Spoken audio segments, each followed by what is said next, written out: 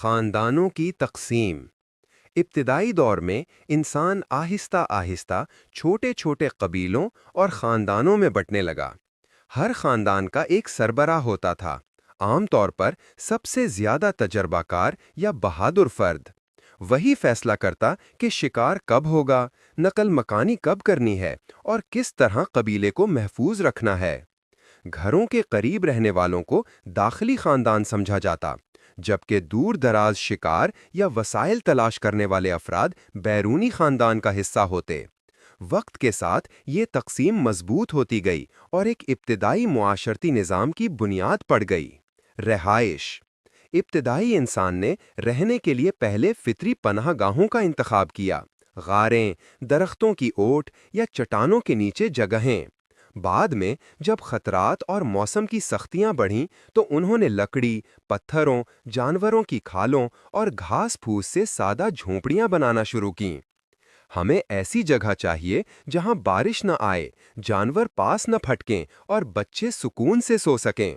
بزرگ قبیلے کے نوجوانوں کو سمجھاتے۔ لباس۔ لباس کی ابتدا ضرورت سے ہوئی، سردی، دھوپ اور خطرناک ماحول سے بچنے کے لیے۔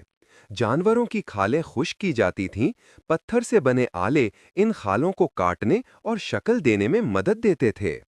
کھال کو دھوپ میں پھیلاؤ، پھر اسے پتھر سے کھرچ کر نرم کرو، یہی تمہیں موسم سے بچائے گی۔ ایک ماں اپنی بیٹی کو طریقہ سکھاتے ہوئے کہتی۔ زبان۔ زبان کا جنم اشاروں، آوازوں اور سادہ الفاظ سے ہوا۔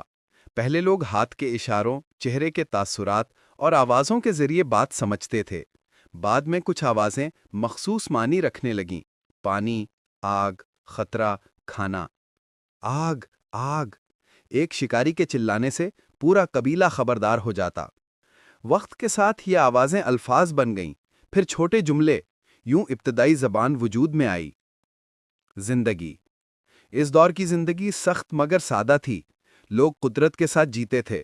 موسم، جانور، پودے، پانی، سب ان کی زندگی کے مرکز تھے۔ بچوں کو چھوٹی عمر سے شکار، خوراک جمع کرنے اور قبیلے کے اصول سکھائے جاتے۔ بیماریاں عام تھیں، مگر علاج فطرت سے ہی تلاش کیا جاتا: پودے، جڑی بوٹیاں، گرم پتھر یا آرام۔ ہم سب ایک ہیں، اگر ایک کمزور پڑے تو پورا قبیلہ کمزور ہو جاتا ہے۔ قبیلے کا سردار یہ اصول ہر نئی نسل کو سکھاتا۔